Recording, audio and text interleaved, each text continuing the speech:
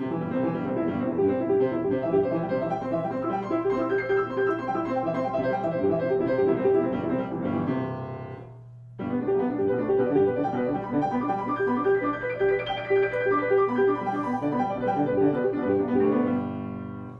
are different kinds of arpeggios that I work with my students, and they've taught me a lot as I watch them. They are the 4-note arpeggios, root, third, fifth, root, and then they're inverted up. So if you block them out, you'd have the first inversion here, the second, the root, first inversion, second inversion, the root, first inversion, second, meaning the root position, of course. And coming back down in reverse.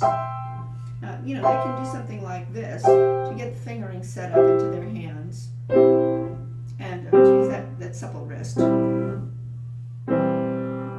And in previous videos, I've shown a blocking technique where I have the students shaking out 4 of them in a row, and that can be done because that reinforces fingering. I also have them play the arpeggio, well, not an octave apart, because you see you have that collision here, but would be 2 octaves apart, technically speaking. So, they can shake out a few of them like this. And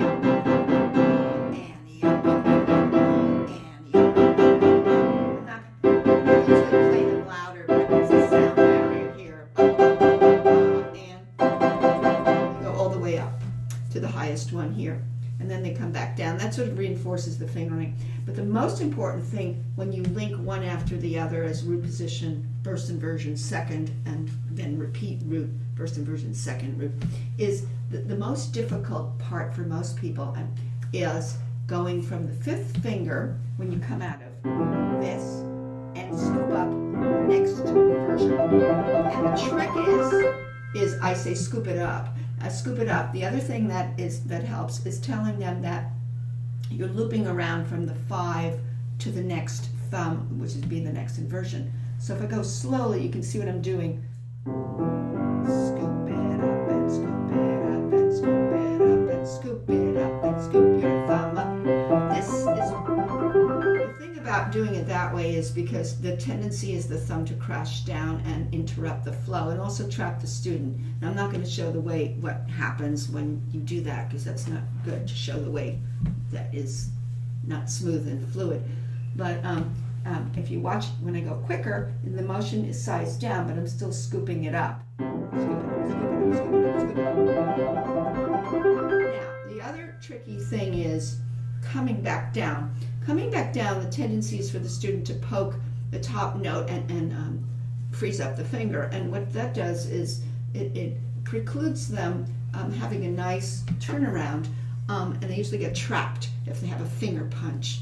And so you don't want a finger punch. What you have to think of is the loop around feeling at the top, the rounded corner. There's such a thing as a rounded corner, the rounded side of it instead of this angular side.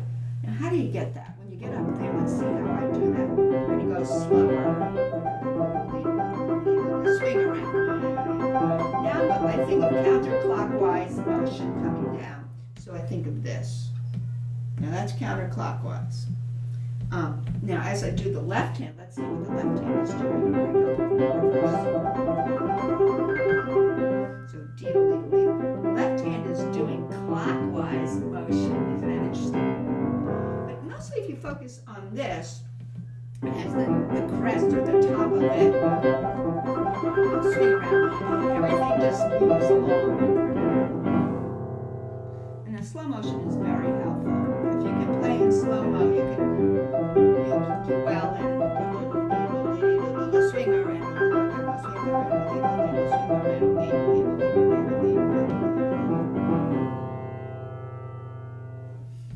It gets harder when you go into areas of the piano where you're not doing all white notes. And that's why blocking out, let's say if I were doing D major, where we have a new center of gravity now over the 4 fingers in each hand.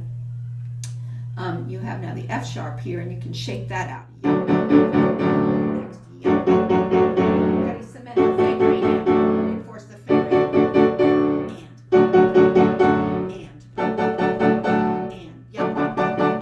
etc., etc.